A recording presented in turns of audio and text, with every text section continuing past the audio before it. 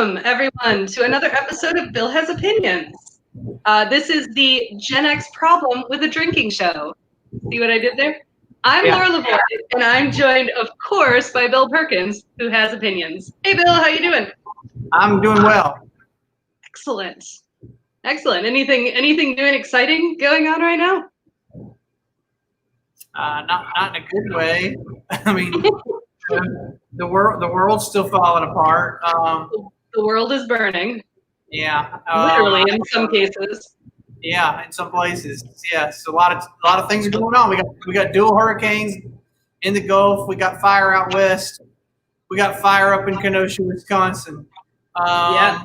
So yeah, I don't know, man. Me personally, I'm fine, but I listen to NPR today, and I'm like, I just don't know, man. So. Yeah, no, it's crazy. And let me tell you one thing. This is something I've never experienced in my life, but I know lots of other people have. When the hurricane has your name, I love hearing my name on TV. Like, I love when other TV characters have my name. I think it's great. But today I'm like, please stop. I started using people's names like 12 years ago. I haven't seen a regular named hurricane in years. You know, they're always like something very ethnic sounding. I think they ran out of regular like white names, you know.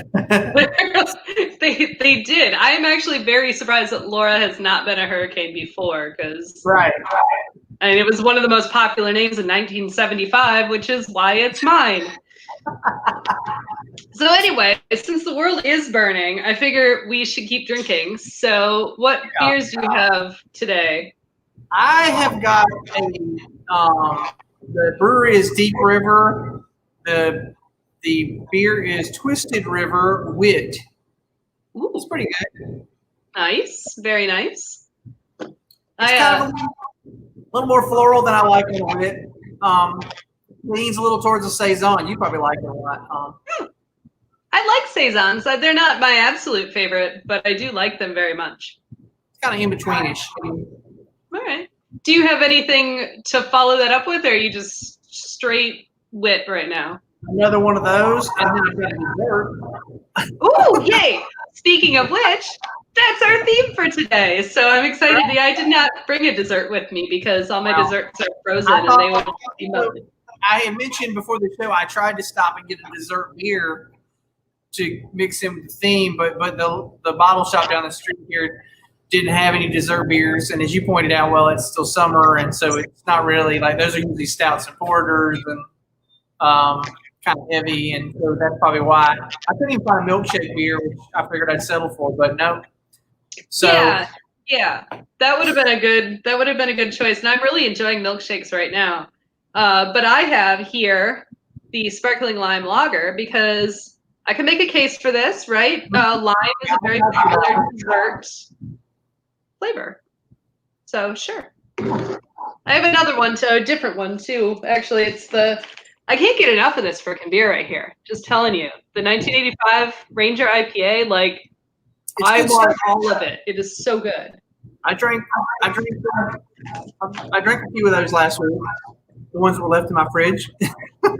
Right? This is so good. I just can't stop drinking them. So today's theme, if you haven't already guessed, everybody at home, our loyal viewers, is desserts.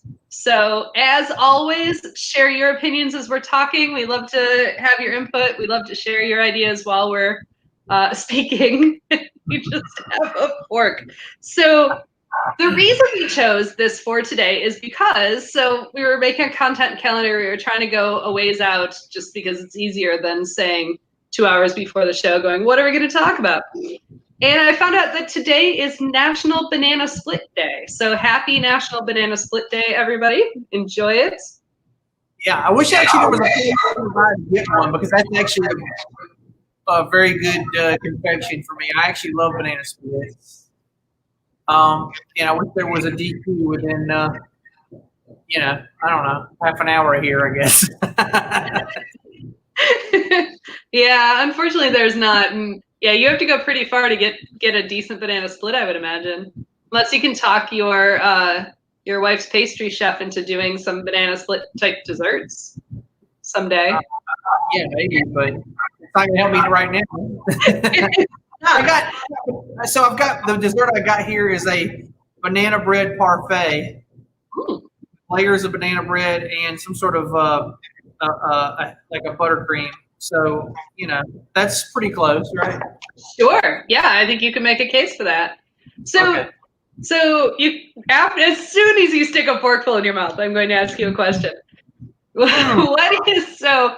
I need to hear the Bill opinion, like the top level opinion. What is your opinion overall on the concept of dessert? I can't say I'm against it. It's like I'm still hungry, so I think I'll have another thing. Like what makes sense to me? Keep eating, right? I'm for it. I guess we do usually, if we go out to eat, we do usually order dessert if we go somewhere that has good desserts. The only time we don't do that is when we really didn't like the meal and we just don't want to give any more money to the place. Like that's when we don't even want to hear about it. Like it's got to be the kind of place. Like we went to a place last week, Thursday night. We went out and went to a place that we had high hopes for, and then the meal was it was Applebee's, but with real estate. Like it was like you were paying like for expensive Applebee's essentially, and the food was Applebee's. It was like nothing outstanding, and so yeah, we just didn't care about like don't tell us about the dessert menu. Normally, my wife asks to see the dessert menu because she used to be the pastry chef here at the Purple Onion years ago. The problem with that is because she's sort of an expert on it, like sometimes she's a little too nitpicky. Like she'll order a really good, like what I think is a good dessert, and then she'll nitpick it to death and decide she doesn't like she's like, oh, these people let the cream sit too long, or she'll tell you exactly what some like process. The thing about dessert, I guess dessert making, which I don't do, but the thing about dessert making, baking in general, I guess, is baking is a science and stovetop cooking is an art. Yes, I completely agree. And I'm very happy to see Emily listening, and as it turns out, she has opinions as well. So. Yeah, so she'll order the dessert, and 90% of the time goes, "I don't like it," and then I've gotten to the point now where sometimes I'm like, "Why are you even going to order it? We both know you're going to be disappointed." But she does anyway. Anyway, then we end up sharing a dessert. So we order dessert a fair amount. And we are still a little hungry, or you're done with your meal, and you're like, I could go for something like a little different, cleanse the old palate. So yeah, it's a good concept, I guess. I don't know who came up with it. Probably, Sir Winston dessert or something. When he asked for more food after the meal was done, or something. Right. And Emily would like to clarify, she likes the dessert, it just isn't as good as hers. So, and I think that's fair. I think that's a fair place to go with that, for sure. All right. So, I sometimes get dessert. It's usually, for me, dessert when I'm out is like a special occasion thing. Like if I'm out for a celebration or out with friends and it just feels celebratory and fun and special occasion-y, I will get a dessert. But typically, unless like something like I saw the dessert tray or I saw the desserts in the window, like I won't just do it when I'm out for regular dinner. So yeah, it's kind of a special occasion situation for me. But that said, at home, I'll eat the hell out of dessert. Like we always have to have like a little piece of chocolate or something after we eat, just a little sweet something, whatever that is at home. We do that at lunch too. Like it's not just dessert. Something, a little something. A little something. I don't know. Yeah, and Heather would like some cake. We cannot personally provide you with cake, but highly encourage you to get yourself some cake. I can tell you about banana bread, and it's good stuff. It is good stuff. So I have a lot of questions about dessert. Like I have more questions that we can probably cover in the hour. We'll find out if that's true. Because if I ask you all the questions and then we still have like 20 minutes, then I will be a liar. But so before we do that, we want to get into our station break.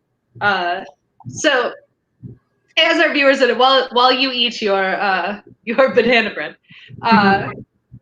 viewers at home know we talk a lot about it.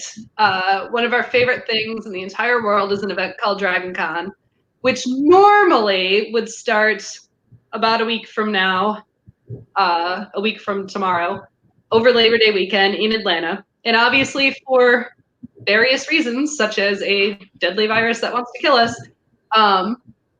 we are not doing that this year. Dragon Con has been officially canceled in person, but like many other conventions, they are doing a virtual event. Theirs called Dragon Con Goes Virtual. And, you know, a lot of us are hesitant, and some of us aren't just in the right place to do it. That's fine. But I am looking forward to it, very excited about it. All of the things I've seen them do so far, their live videos. What I love about it most is that they're using StreamYard just like we do.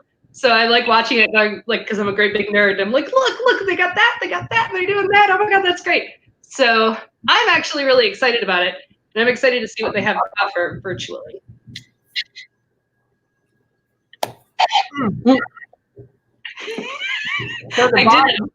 I did it on purpose. The bottom of that had a crust of loose walnuts. Ooh. Which were good, but that was a little different than the rest of the dessert. It was a surprise inside, just like Dragon Con Virtual. And also, as long as we're talking about Dragon Con, next week is our very special episode. Yes, we would have done it if we were really going to Dragon Con the next day. We would have done this anyway, so we're just doing it anyway. 2 years from now, maybe next year, Tuesday will be the new Wednesday, and we'll be at Dragon Con already, and we'll do our show live from Fandangles or something. I can already kind of promise you that within the next few years, we will start going to Dragon Con at least on Tuesday. As a little tiny tidbit of a secret, Matt and I have been talking about maybe doing Dragon Con week in the future. So coming like the weekend before and staying through.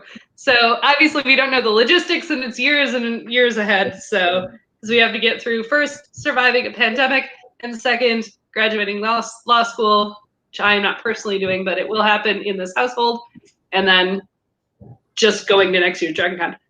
All the things. All the things.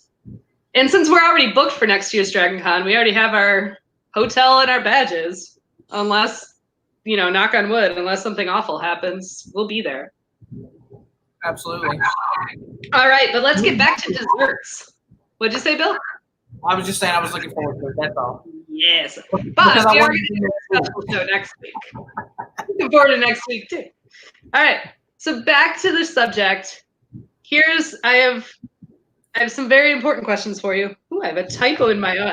So wait, everybody at home, this is awesome. I usually handwrite these. I actually did it on a computer today. I'm very proud of myself. So, Bill, best desserts. What do you think? What defines dessert for you? What do you love the most? I like the creamy desserts, the really sweet and creamy.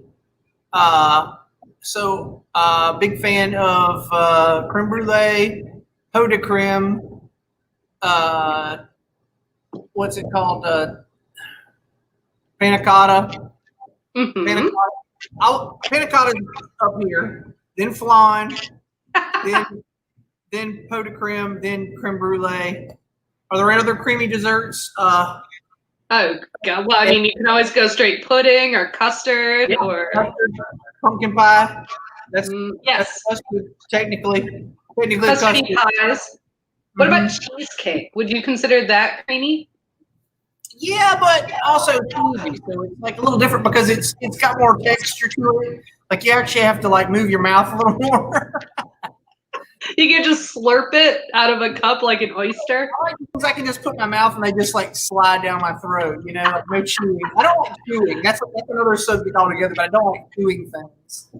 Like, but wait, one, that's a whole other show. And two, that is a really interesting quirk. Like, that deserves some unpacking that I am not currently willing to do, but that's I mean, it's not that I don't like chewing things, but I definitely do like a lot of things that you don't chew, like you just slide down your throat.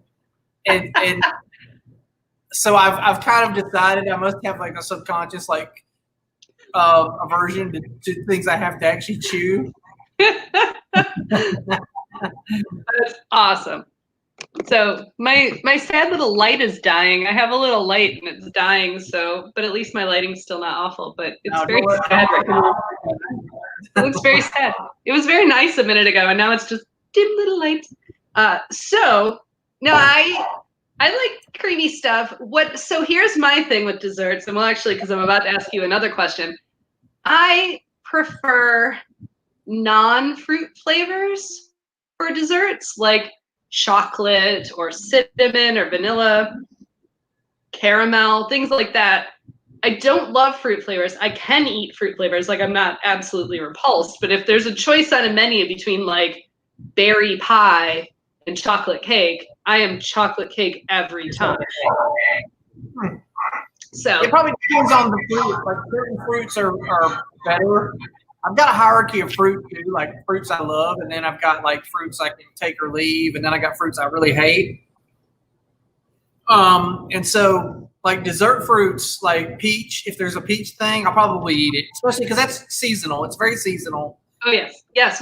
That's another opinion though. That's an opinion I know about. Peaches are only good like 2 weeks out of the year, is that? Something like, well, I mean, maybe a month tops. But yeah, they need to be fresh and they need to be local, and so that kind of limits your consumption. Like I swear, because I go to the grocery store and I'll see peaches and they'll smell okay. You walk past them and you're like, ooh, those smell okay, and then I'll look at them and I'll see where they're from, and if it says they're California peaches, I'm like, ah, to hell with that. I'm not eating that. They're never good. And I've learned this over time. I'm not saying that California peaches aren't good to people who live in California, but they're not good when they have to truck them all the way across the country, because peaches are best when they were picked 3 days ago. They need to be sun ripened on the tree, picked 3 days ago, and in a basket. So if you live in New Jersey, you eat New Jersey peaches. If you live in Georgia, you eat Georgia peaches. If you live around here, I live in North Carolina, but I'm 10 minutes from South Carolina. We eat South Carolina peaches. I don't think there are North Carolina peaches, or if there are, I don't know about them. But there are a lot of them in South Carolina. So I eat those. Yeah, don't go eating peaches that they had to truck across the country. I'm sorry, if you live in Maine or something, I guess you just don't eat peaches. And I know that peaches come from a can, and they were put there by a man in a factory downtown. But that doesn't sound like you don't prefer those peaches. No, those are. I mean, they're okay, but they're like a different thing. It's like, it's like canned pineapple versus cut the pineapple open. You know the difference. Like it's a whole different. Yeah. I don't know. So right, wait. We have a question. As a loyal listener, I request more information regarding Bill's hierarchy of fruit, particularly the high and low points. High, peaches, bananas, strawberries, pineapple. Middle, apple, pear, that kind of thing. The bottom, melons. Man, to hell with melons. Those are terrible. Melons can fuck right off. Get out of here with that crap. That's like a throwaway fruit. You know when you go to places for brunch and they give you like a plate full of melons? It's like, I know. We talked about that in our breakfast episode. It's awful. They're terrible. Anyway, so that's my hierarchy of fruit. It's tangentially related to dessert, but there you go. I think I think we need to make a graphic at some point that's like your hierarchy of fruits. Sure. I'm going to work on that. Make that happen. All right. So to that end, keep it interesting. Right? To that end, what are the worst desserts? What desserts do you want to avoid at all cost? What equals? Because I have most desserts are good, but a few desserts are bad. So what don't you like? I'm trying to think what's really, really like bad. I can think of things that are like less than good. Like if I'm given a choice, then I'll eschew them, but I don't hate on them altogether. I'm trying to think like what would really be bad. Like what's a dessert that just like I'm like, ugh. I can't think of a thing that I'm revolted by, but I can think of several things that I'm like they're less than preferable. Okay, so I'm just gonna go there right now. Sure, maybe I'll think of something horrible later. So less than preferable. Cookies. Cookies are not good. Oh, geez, cookies. Unless they're high out of the oven and they're still soft. I don't like chewy cookies, crunchy cookies. That can get on out of here. I don't like them. What about at Christmas time? Like, do you eat cookies at Christmas time? One or two. I don't know what else to eat at Christmas time. Like, I don't eat real food. I just eat cookies. I prefer the little cheese biscuits. You know, spicy cheese biscuit. Okay, I'll give you that, Heather. Tapioca pudding. Yeah, that's gross. I agree. Boba tea is in the same family with that. Also gross. I don't like boba. I don't like boba at all because it's a texture thing. It's yucky. I don't know who came up with that. Like that's like it became like a gourmet thing. Like a decade ago, everybody was like, "Woo! You gotta try this boba tea," and I'm like, "It's like." You put like fish eggs in my tea. Right, and then you have to suck them out of the tea. So you like the game is to suck them, and they're giant tapioca balls. Then you get like a special straw. Like it just seems wrong. It's like when you get that piece of strawberry in your shake straw. You know what I mean? Yeah. And you're like for like 10 minutes, and then finally you're like, there's that piece of strawberry. God. I was actually trying to think of like there are definitely desserts I don't prefer. I put cookies way at the top of my list. I eat the hell out of cookies. Like even give me some fucking Chips Ahoy or some Oreos and I'll eat those. But homemade cookies, and like Christmas cookies, I love that shit. How about let me ask you this. Do you like the crispy part or the middle part of a brownie? Oh, I like all of it. But if I'm picking a brownie out of the pan, I like to get the edge as long as it's not overdone. Like an overdone brownie, not a fan. Like if it's like too chewy on the edge. Okay, aside from tapioca, I thought of what the worst dessert is. All right. It's the brownie that's in a TV dinner. Because it's too chewy. It's overdone and then it's gooey in the middle, but the outsides of it are like hard. So it never gets like you can't microwave a fucking brownie. It's stupid. Like right, like it's better to take that out ahead of time and let it thaw. Because that brownie's cooked. I promise you it's cooked. They don't put a raw brownie. I see, and then put it back in there like 10 minutes into cooking or something. Just a little heated, or after you eat your dinner, just pop it in the microwave for like 10 seconds. Okay, I've never done that, and I haven't eaten a TV dinner since I was 12, so I'm probably never done it. But I recall that being a pretty awful dessert. Honestly, it was always very like you were sad. Oh, here's another one. This is like about here. It's like it's not bad, but it's not good. I hate crumble. Okay. All right. I don't like pies with a crumble on top. It's like you didn't love me enough to make a real pie. That's how I feel about them. It's like, oh, I got halfway done making you a pie, and then I just threw oatmeal all over the top of it and said, "To hell with it." To hell with it. So here's a funny thing. I do not love pie in general, and part of it goes back to the fruit thing because almost all pies are going to have some sort of fruit thing. And I don't like the crust enough. Not all pies. Well, it's not all right because that's what I'm saying. The ones that I do like, like a chocolate cream or a pumpkin or a sweet potato. Like, I don't have to eat the crust if I don't want to, but because I don't really love crust unless it's fancy.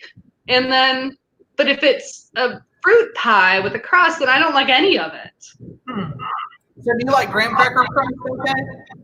Yeah, but I still don't prefer it. Like, I just like a cheesecake. If I get a cheesecake, I may just eat mostly the cake, not the crust. Okay, because earlier you had a lime beer. I wanted to talk about key lime pie for just a moment. All right. So it's kind of a creamy sort of. Do not like it. It's creamy, but also fruity at the same time. It's both. Correct. I do. It is one of Matt's very favorite desserts, and I do not like it. So, which in some ways, like, you know, in any relationship, you need commonalities, and then you have positive differences, like differences in your strengths. And one of our differences in our strengths is that the food I don't like, he likes, so he eats, and vice versa. So yes. So you pass him your olives? I do. I pass him my olives. Absolutely. Because I do not like olives at all. And like you and I are on this page, and this is not dessert, although I have seen people make weird, fancy, bougie desserts with it. Tomatoes, like I don't love tomatoes. So I will give Matt all the tomatoes. Yeah. Okay. And he's fine with that. All right. So we kind of covered this on best desserts, but I'm looking for something more specific here. What is, like, think back to traveling or to events you've been to or things like that. Do you have a favorite dessert? Is there something that you really, like, you would say you would drop everything and go there and have that dessert? I had a peach panna cotta at a hotel in Charleston, South Carolina on Folly Beach. And I don't know if that restaurant has changed hands yet. It's the restaurant inside the Holiday Inn on Folly Beach, which is the only hotel on Folly Beach. Yeah, yeah. And the restaurant was called Blue or something like that. And the food was meh. Like, you know, we both had like a seafood dinner, and it was you know, I could have paid less for better food somewhere. But then when they came around, they said what we have for dessert. They had a sample, a peach sampler. I remember it was like 3 different peach desserts, and I don't remember what the other 2 were. But the peach panna cotta blew my mind. It was so fucking good. And so to this day, every summer I ask my wife to ask her pastry chef to make peach panna cotta at least once, because I love peach panna cotta, and it's my favorite. That's awesome. It's funny. Some of the best desserts I've had have been in Charleston. There's a restaurant that is one of my favorite places on the planet. There are only a handful of restaurants that I put at this level, and it's one of them. And it's called Edmund's Ost, and it's in North Charleston, and it is, or the north end of Charleston. And they had, the first time we were there, it was the most amazing meal experience. And they had like a pumpkin ice cream situation that was just like, it wasn't even like, pumpkin ice cream doesn't give you the full description of what this tasted like. It was amazing. And then there's a place in Austin called Odd Duck that we had a very similar experience with. I don't even remember the exact dessert I had, but it was very, very good. But the one I actually do want to mention, it's probably the dessert I actually think about most, like, and it's so out there. So in Atlanta, there's a restaurant group that's owned by the Castellucci family. They own a number of restaurants, including the Iberian Pig here in Decatur. They had another location called Double Zero that was like fancy pizzas. Like that was the like fancy Italian fancy pizzas. And we were there one time for something like an anniversary or whatever. So it was a special occasion and we got a dessert. And what they had, and I literally dream about this almost every day of my life, it was a sampler of gelato, and they were cheese flavored gelatos. So it was like a Parmesan and like not even like desserty cheese, like ricotta, you can make a dessert out of that, but it's like Parmesan, Asiago, something else, and then the last thing, like on this sampler of 4, the last thing was a Merlot sorbet, and those were so freaking delicious. Like all I want, they don't do it anymore. There's only one 00 location now, and they don't make it anymore. And I miss it so much. Yeah. You know, another dessert I really like when you go out and eat sushi. I like to finish that off with the green tea ice cream. Oh yeah. And they only ever have green tea ice cream at Japanese restaurants. I've never seen it. Like, you can't buy it at the damn store. You can't go to an ice cream parlor, even one of these fancy, like, weird ice cream parlors we have like 38 of in Asheville. You can't go, like, and they'll have weird flavors. They'll have, they'll have like raspberry stout, but they're not going to have green tea. Right? No, absolutely. And I love the fact that there's so many amazing ice cream shops in Asheville. Like, from our house in Asheville, there are 3 within walking distance. And I live in the Asheville ice cream district, actually. Me too, yeah. Like, the South Slope is the beer district, but North Asheville is the ice cream district. It absolutely is. There are so many ice cream and custard places, like, within 3 miles of it. It's, like, ridiculous. Like, I don't know how they stay in business because, like, and you got to wonder, because I've actually read somewhere that, like, when the economy tanks, the ice cream and art are the first 2 things to go. So I will tell you, when we were home for, the summer, right? We were staying in our own neighborhood, which was amazing. We did a live show from the backyard of the weird Airbnb I stayed in. But so we were within walking distance of one of the best ice cream places in Nashville, probably my favorite, which is Ultimate Ice Cream. A little plug for Ultimate there. And so we're walking distance, and we went up there, and they were doing a really good job with, like, safety. They had the plexiglass in the door, and you had to wear masks, and you got your stuff. And I'm glad we did, but it was busy. Like, you could back up, because you're like, no, you go. I will stay here. But it was really busy for a pandemic. It was almost as busy as it is on a regular weeknight. So it was pretty amazing to see that people really want their ice cream in North Asheville. All right. So we do have a question. Well, not a question. We have a reminder from the audience. This was you. So a few years ago, we all went to a weird pop, I was saying.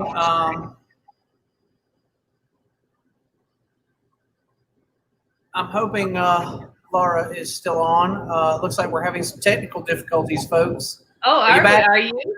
Are you here? I didn't go anywhere.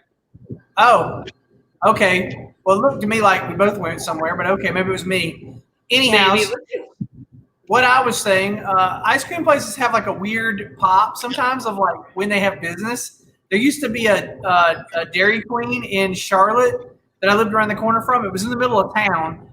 And if you went there at like 11:30 on a Sunday night in the summertime, there was a crowd. I mean, it was like, you're talking like it's the middle of the night on a Sunday. People got to work tomorrow. And there would be 40 people standing around in the parking lot of this Dairy Queen.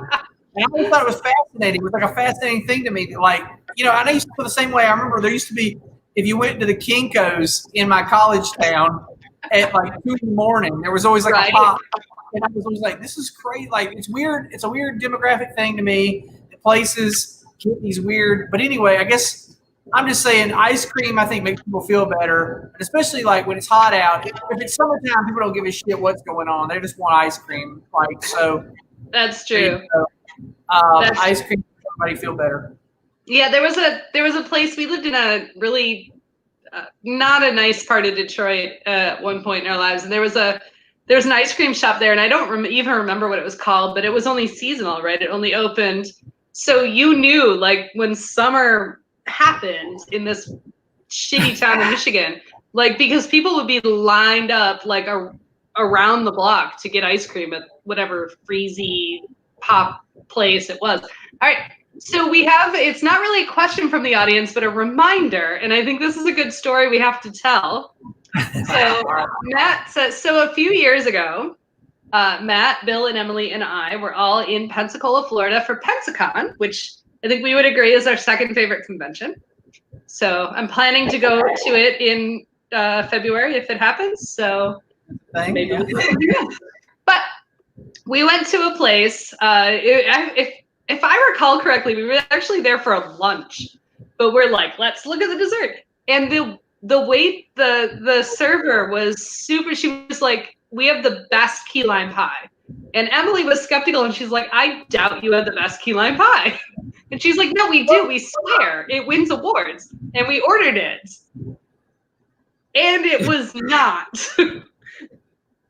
It wins the best. It's the best key lime pie in the Panhandle region of Florida, probably. Is what, you know. Well, I think it was the best key lime pie at that restaurant. Like, it was the best one that they had available to themselves at that time.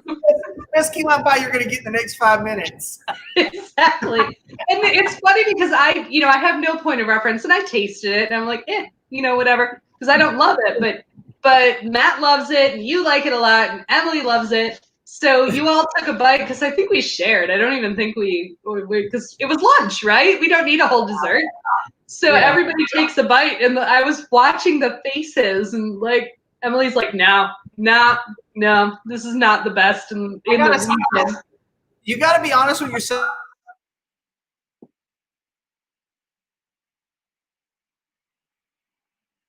Oh no, I think we did lose you again. It's a good thing I was babbling on the last time, because that's the reason why I didn't know that we lost you. So Bill will be back in a moment. Wait, I have see, Bill's gone. Bye, Bill. All right, so I'm just gonna keep going for the moment. Oh, there you are! Yay! We lost you again. That was Anyway, trying to remember. There was something else I wanted to mention about dessert. Oh, rice pudding. I love rice pudding. That's a thing. Matt, that's one of Matt's favorites too. I don't love it, but I can eat it. But I love cinnamon, so that's the reason I love it. That's what's good about it. You got to get that. You got to get a little sprinkle of cinnamon on top, and it makes that vanilla in the rice pudding like taste twice as vanilla-y. I don't know, something about the cinnamon and the vanilla together. Oh my God! Like, yeah. And I don't even care. Like, even if it's just like store bought, like you just buy the little thing over in the dairy section, bring it home, put a little cinnamon on it, bam, it's good. I love it. That's one of the things like I wouldn't have eaten years and years ago. Like, I didn't grow up eating it, but there was a scene I was reading. What was the Harry Potter book? Was it the third one where Dobby shows up at the beginning and Sure. I don't remember, but sure. I'm gonna go with third. There's one where Dobby shows up and he wrecks a pudding by dropping it on some guests of the Dursleys' head. And so here's the thing. I know that pudding means a different thing in England than it does here. Because here pudding is a gelatin confection for the most part. It's like chocolate or butterscotch usually. Right. Tapioca. Yeah, or that, maybe. Does anybody actually eat that shit? I don't know. Like, no. I think my dad did. I remember having it whenever somebody ate it in my house. I did not. Anyways, I was trying to think, like, oh, they don't mean pudding like we mean pudding. They mean something different. And I was like trying to find but I was like, that sounds good. And so I was trying to find something that's like, oh, this is the kind of pudding they might eat in England. And I also know pudding kind of just means like dessert in England also. It's kind of a generic like word for dessert there. Right. But anyway, so I settled on rice pudding being the most Englishy sort of thing we could find around here that I decided to focus on. And so I started doing rice pudding that summer when I was reading that book. And I decided I loved rice pudding. And so I do eat it quite often in the summertime. I don't know if it's a summer dessert or not, but I always buy it in the summertime. It's funny, I have no clue, but the reason I even know what it is because it's a very popular Greek dessert, and Matt being Greek, and not just Matt being Greek, but because he is, and that's great, and we have a lot of really, really good desserts because of that. But like, there's a category of restaurants. So we talked about this briefly in other shows, but there's an entire category of restaurants that's owned almost entirely by Greek people, especially in Detroit. In Detroit, they're called Coney Islands, oddly enough. And there's a whole reason, there's a whole thing for that's another show. But they're basically diners. And they have, like the revolving, thing of desserts. And it's always got rice in it. So even before I met Matt, before I knew that Coney Islands were all owned by Greek people, I knew what rice pudding was. It was just like a fact of life in Detroit that you would get one at Coney Island. Here's the thing, though. If you get rice pudding at a Greek restaurant, it's gonna have raisins in it, right? Not in Detroit. You do not. Okay. You do not sully it with raisins. Also, I hate raisins. I hate very few things. Like I have a repulsion to raisins. Normally, I'm like, I don't yuck people's yum, whatever. No, raisins can fuck right off. Like no raisins, they can't come near me. I do not like them. Caveat: one of the few cookies I do like is an oatmeal raisin cookie. That's freaking blasphemy! That's evil. That's evil. All right, so Heather's got a fun cultural situation here. People make fun of her Norwegian dessert called, I don't know, it's in Norwegian. It's basically a potato tortilla with butter and brown sugar. I especially like eating the sugar part, so I have great love. No, what you're telling me, I'm going to eat that. Like, you give that to me, I'm going to eat that, because that sounds amazing. Is it like a sopapilla is what I want to know. That's my follow-up. Sopapilla.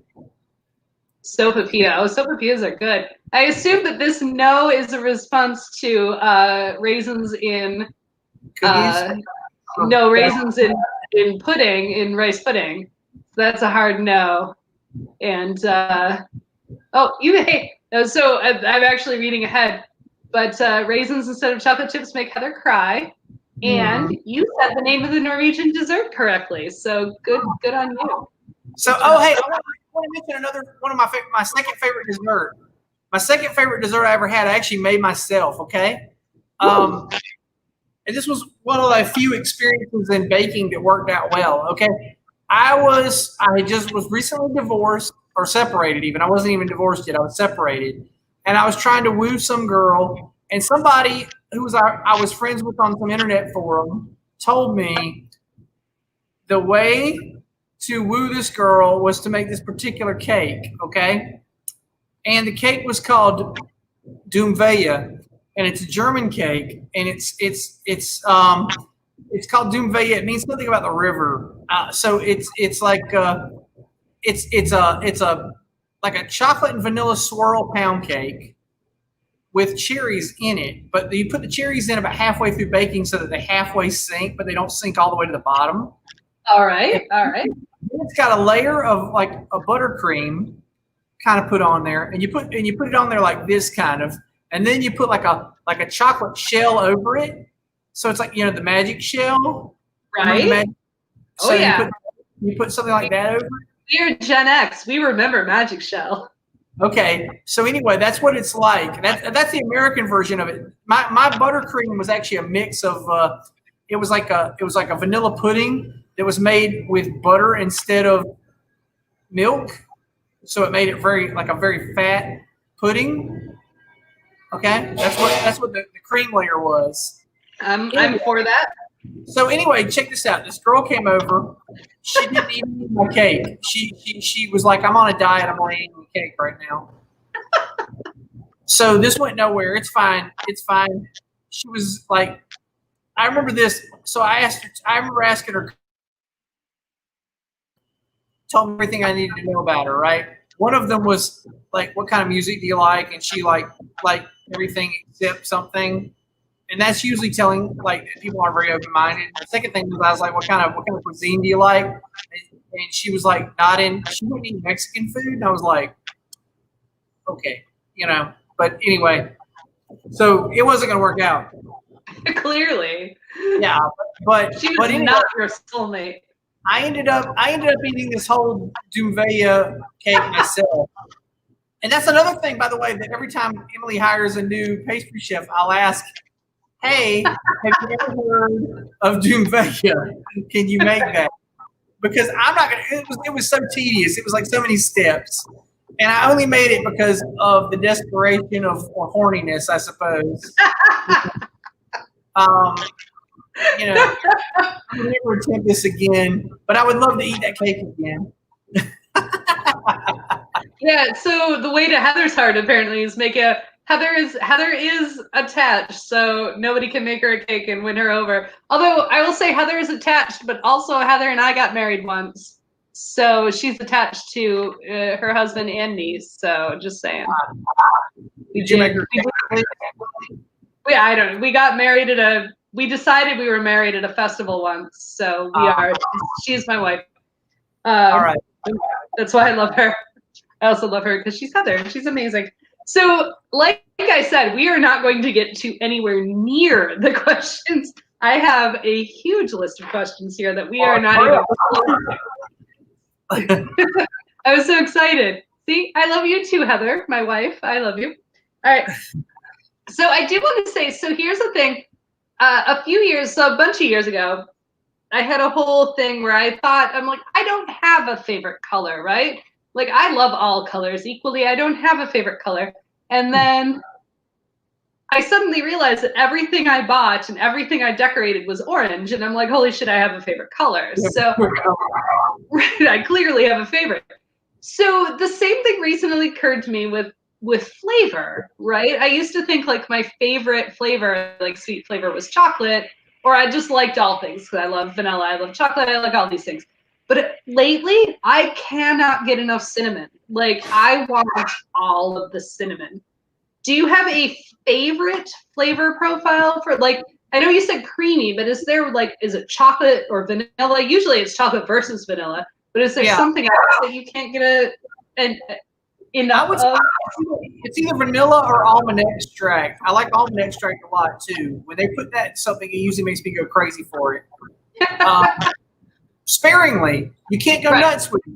You got to a fine line with almond extract. Like, you can do too much and it's weird, but I will say when it's done properly, almond extract really sells a thing. There's an Italian dessert. It's like tiramisu, but instead of having coffee, it's just like an almond cream. All right.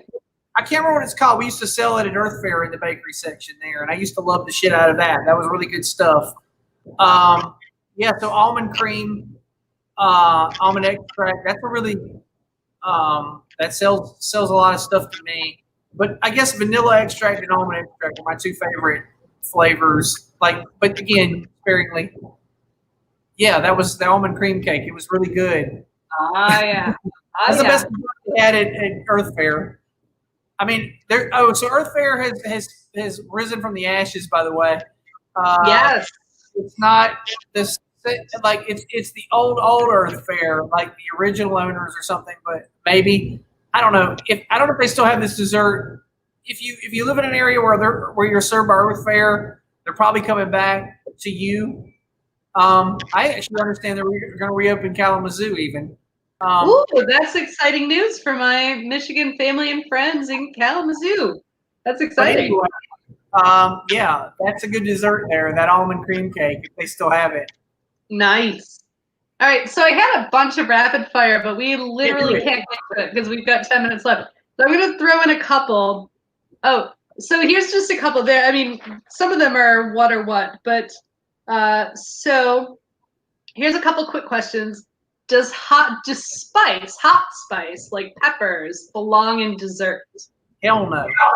I think it depends on, like, I love Mexican hot chocolate. Like, I went through a phase where I was just putting cayenne pepper in my hot chocolate, and it was really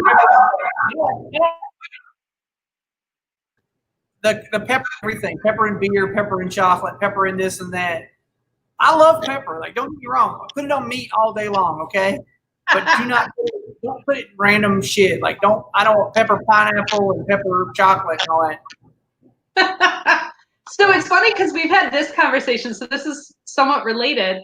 I know that you and Emily have an aversion to lavender in desserts. Yeah. And I don't love it like I love cinnamon, but I freaking love a lavender. Like, I drink lavender tea in the evenings. I love lavender in food.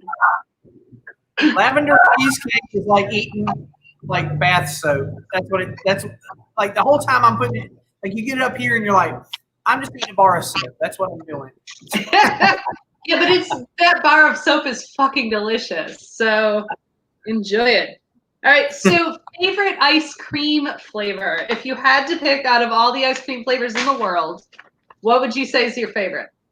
Green tea, and then secondly, anything with banana, banana pudding, or just plain banana, or I don't know, some other banana bread. Oh, coconut's my third favorite. Some kind of coconut, something or other. Yeah, I like the weird flavors. But I like vanilla also. Vanilla's about seventh down probably. Oh, pistachio or maple are in there above vanilla. But yeah, there you go. Yeah, Amy likes butter pecan. So I admit, I'm one of those weirdos that one of my favorite flavors, and it was my very favorite flavor for a long time, was mint chocolate chip. I love me some mint chocolate chip, unless the mint is shitty and it tastes like toothpaste. But if it's a good mint chocolate chip, I like it. I like it on occasion. I mean, if it's good, but if it tastes like toothpaste, it's bad. But what I do really, really love, and this was an Asheville thing, like I'd never had this before, is salted caramel. Like, give me a good scoop of salted caramel. If it's good, it's really good. Yeah, Emily will go too. Oh yeah. All right. So we do have to bring this show to a close. Unfortunately, we could go on forever. I didn't get to any, like half of these questions. I didn't get to. So maybe we'll do another dessert. In fact, we could. One of the questions I didn't get to was seasonal desserts. We briefly touched on it with cookies, but we could talk all about baking in December. Like we could bring this back because I think.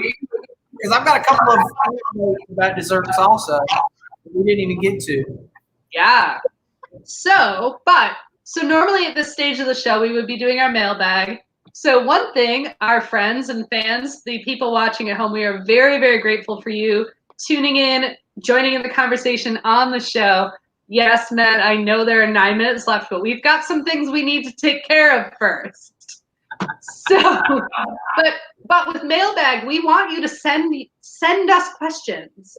Like, so I'm thinking in my mind, there's a radio show. So this is like max Gen X.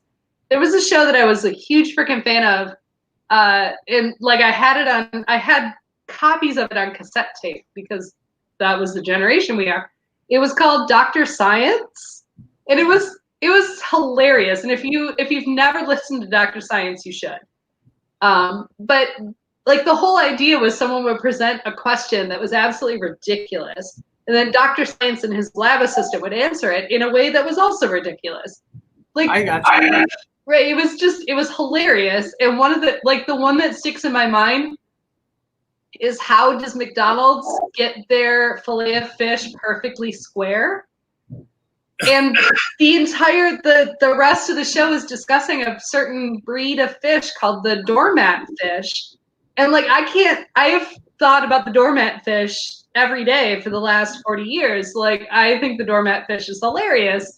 And I still laugh about it, that it's a doormat fish. So I want a mailbag where you send us questions. We answer your questions ridiculously on the air. So I just want to plug the mailbag. So send us questions. Also, we could do a seasonal food episode, which we could. And we probably will. And we will. We've got through like October scheduled. So come November, December, I imagine we'll talk a lot about food because seasonal. Yeah, all right. So, Bill, what you got? Things that are extra. Things that are extra. So because we're talking about desserts today, I'm going to talk a little bit about dessert. And you just brought up something about McDonald's, which segues nicely into this.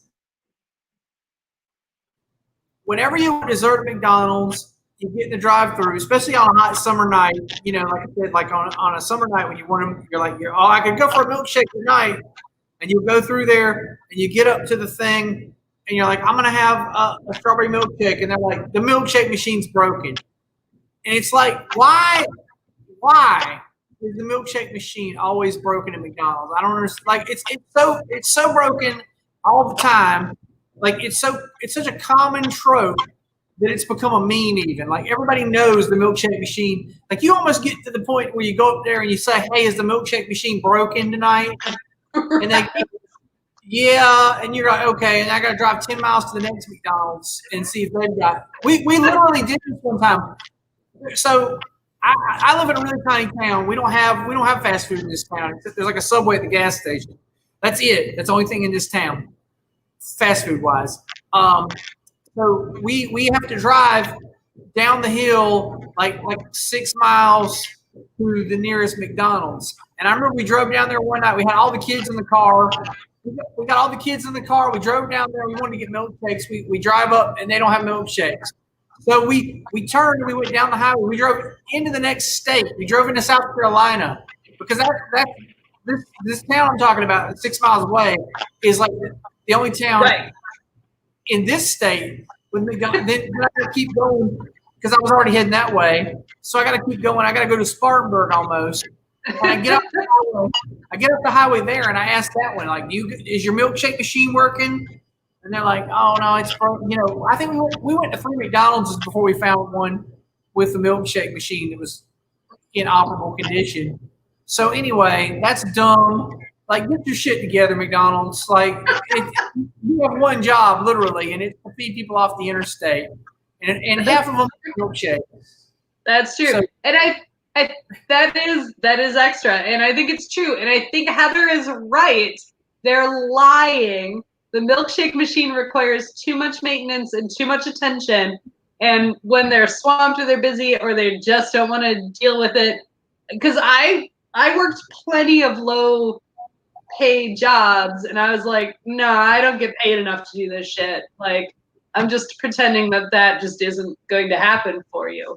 So it's not they don't want to deal with it. Yeah, I think it's people don't want to deal with it. I think that's my perception of the milkshake machine, is that there are plenty of other things that they need to deal with.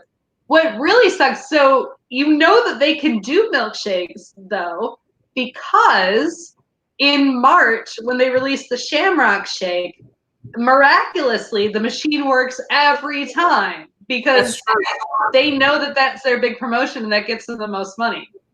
Yeah, don't they have a pumpkin shake in the fall also? I believe now. Do they? I think they did, unless I'm mistaken, and it was someone else. But I'm pretty sure they had a pumpkin milkshake. Do not know. I do not know. I will check it out though. Pumpkin, folks, it's coming up. All things pumpkin, all the time. That's true. And in fact, Starbucks, I recently saw because I watched John Oliver today from Sunday. And apparently pumpkin spice season is starting earlier than ever because, you know, the world is burning and people just want pumpkin spice. So it's comforting. Yeah, it's comforting. Yeah. And because I love, like, I think this is part of the cinnamon situation. Like, I love those flavors. So you bring me some warm fall spices, and I don't like coffee, so I don't drink pumpkin spice coffee, but any other pumpkin spice situation, like tea or beer, 100% bring it on. And we will be doing a seasonal October-y beer episode. It doesn't have to focus just on pumpkin, but I know we will. All things pumpkin.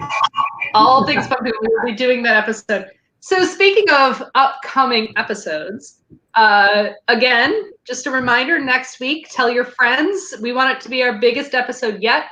It'll be our 22nd episode, which doesn't seem like a milestone, but it is for us because that's what we want to do. And Heather mentioned earlier my hair, that she loved it. That's a sneak peek. That is a sneak peek to next week. So the reason my hair is this color is a sneak peek. Tune in. What could happen? What could happen? We don't even know. All right, Bill, take us away with our closing. All righty. So Bill's Opinions is engineered and produced by Laura Lavoie. The opinions of Bill are those of Bill and Bill alone, except for the ones that Laura shakes her head no. And the ones that Laura says are hers, unless Bill also agrees. And you know, and none of these are the opinions necessarily of any of the people we plug, although they might be. I mean, we don't know because we didn't hear from them. So could be, but don't hold it against them. Anyway, be sure to like and subscribe if you're on the YouTube, and if you're on Facebook, yeah, follow us and leave some comments and stuff, and send us a mail, send a mailbag, and we'll answer your questions later on. You can feel free to ask questions from an episode 4 or 5 episodes ago. You can be like, hey, in episode 19, you guys were discussing this, and I want to follow up on that. We'll get off topic and we'll talk about that for a minute. Anyway, that's about all I got to say about that. That's the entire point of the show, is that we are going to babble on about our opinions. Like, literally, that's the point. So it doesn't matter. Ask us a question about anything. It does not matter what it is. We are here for you. All right. So that is our show, everybody. Thank you for tuning in this week. We will see you next week for our big, let's just say it, the Bill Has Opinions virtual opinion con. So we've got some surprises. They're not exciting surprises, but we have some surprises in store. So we will see you then. It'll be great. All right.